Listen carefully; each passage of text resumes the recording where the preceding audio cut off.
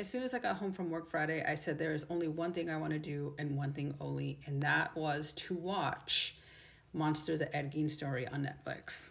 Now listen, I watched 4 episodes on Friday and I saw the remaining 4 on Saturday. I actually loved it. And I know I've seen all of the mixed reviews. Let me tell you why. The first thing I want to address is a lot of people were like, Ryan Murphy, how could you? Well, have you not seen his work before? I mean, this is what he does.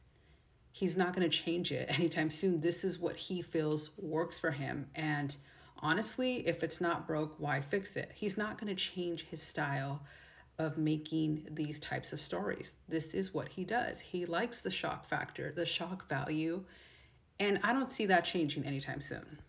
The second thing I want to say is Charlie Hunnam, you deserve all of the awards.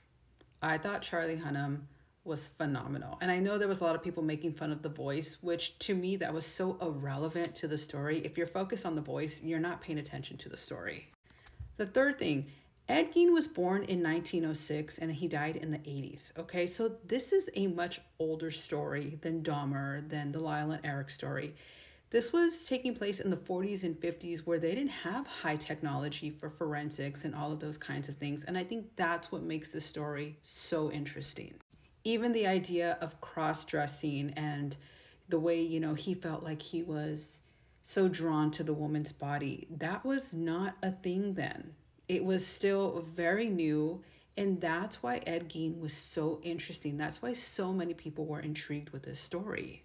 Ed Gein really was the blueprint. I mean, Psycho, Silence of the Lambs, the Texas Chainsaw Massacre, those were all inspired by Ed Gein. And after watching it, you know why. And I know there were a lot of scenes that I also felt were not necessary, but the deep dive into his story and his, whole origin and everything that he went through, they're actually vital in telling his story. That's the only way to make any type of sense of the acts he committed.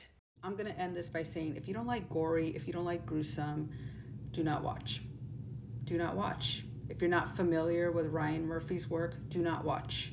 But if you like true crime and you can handle the goriness of it all, give it a go. Let me know what you think. I was able to look past the voice. I was able to look past some of the scenes that I didn't feel had anything to do with the story. But honestly, I think at the end of the day, the story was really well done and well written. And again, there was a lot of fact, more fact than fiction, because there are some fabrications. But I will say, episode 8, that was a treat. The Mindhunter crossover, that was a treat.